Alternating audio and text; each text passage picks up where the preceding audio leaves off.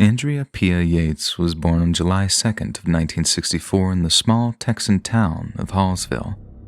She was the youngest child of German-Irish parents, Andrew and Eutha Kennedy, and although they did everything they could for young Andrea, she suffered with mental illness during her teenage years. Despite her struggles, Andrea graduated high school in the summer of '82 as class valedictorian, captain of the swim team, and an officer in the National Honor Society. She later graduated from the University of Texas Health Science Center, then found a job as a registered nurse at the university's MD Anderson Cancer Center. In the summer of 1989, she met her future husband, Russell, at Houston's Sunscape Apartments. Employed as an aerospace engineer at NASA, Andrea was hugely impressed by Russell's intelligence. They began dating, soon moved in together, and were married on April 17th of 1993. The couple were self-proclaimed devout evangelical Christians and reportedly told friends that they'd have as many babies as nature allowed. Russell's equally impressive salary allowed them to purchase a brand new 4-bedroom house in the Houston suburb of Friendswood, with their first child, Noah, being born in February of 1994. Andrea reportedly adored being a mother, and between 1984 and 1999, she gave birth to 3 more children. In June of 1999, Russell came home to find Andrea shaking while chewing blood from her fingernails. Her depression had returned, and it returned with a vengeance. Russell swore that he'd get her help, but the very next day, Andrea attempted to take her own life via an overdose of prescription medication. She was hospitalized, prescribed antidepressants, and soon showed signs of improvement. But just days after her discharge, Andrea approached her husband while holding a knife to her own throat and begged him to let her die. Once again, Andrea was subjected to intense psychiatric treatment and was subsequently diagnosed with postpartum depression.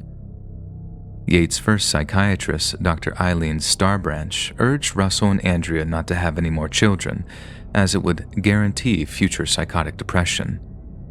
Yet less than 2 months later, they'd conceived their 5th and final child, a daughter named Mary, who was born in December of the year 2000. By that point, Andrea's mental health seemed to have improved significantly, and she'd even stopped taking the antipsychotic drugs that she'd been prescribed. But then, on March 12th of 2001, her father suddenly passed away. The loss sent Andrea into a spiral of grief and madness. She became obsessed with scripture and read the Bible compulsively while scratching or biting her wrists and arms. Gripped by a feverish insanity, Andrea refused to breastfeed her infant daughter, and when she too began refusing to eat, she was once again taken to the hospital. After a month-long stay in a secure psychiatric facility, Andrea was released into the care of her husband. The cocktail of antipsychotics suppressed her more self-destructive urges, but Russell knew it was only a matter of time before they resurfaced, and resurface they did. On May 3rd of 2001, Andrea suddenly entered a near catatonic state and filled the bathtub in the middle of the day. Russell interrupted her in the act, assuming it was an attempt to drown herself, but he'd soon learned that her plan had been very different. On the morning of June 20th, 2001, Russell Yates kissed his wife goodbye, got into his car, and headed off to work. Andrea had been under the supervision of Dr. Mohammed Saeed and had been subject to an intensive regimen of therapy and medication, a regime that had ended that very morning. Andrea was to be given a lot more freedom and a lot less medication, but only on the condition that she wouldn't be left alone, which, shockingly, is exactly what Russell chose to do. However, it's difficult not to sympathize with him. Andrea had once again shown a radical improvement, and his mother was due to arrive within the hour to take over his wife's supervision. Andrea would only remain alone with her children for 45 to 50 minutes at the most, but that's all the time she needed to destroy everything they had worked so hard to build. After Russell kissed her goodbye, Andrea saw her husband at the door, then waved him out of the driveway. Then, after closing her front door, she once again set about filling up the family's bathtub with water. And once it was full, Andrea lured her second son, John, into the bathroom, ushered him over to the tub, and then shoved his head under the water. She held him there while he struggled, while he wondered why his own mother was subjecting him to something so utterly horrifying. When John finally stopped moving, Andrea dried the boy off, placed him in his bed, and then repeated the process with the rest of her children.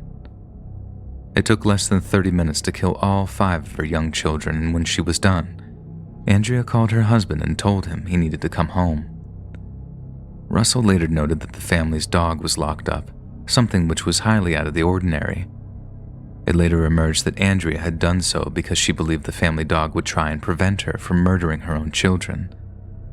Incredibly, upon her arrest, Russell organized his wife's legal defense and enlisted a family friend to act as their attorney. While in police custody, Andrea made no bones about what she'd done and confessed to the murder of her 5 children. She had deliberately waited until Russell had left for work because she wanted to take her time with it and ensure all 5 were no longer breathing. Although numerous expert witnesses agreed that Yates was psychotic, Texas law requires that the defendant prove that they could not discern right from wrong at the time of the crime. Since Andrea's defense team was unable to do this, the jury rejected her insanity defense and found her guilty on 5 counts of murder in March of 2002.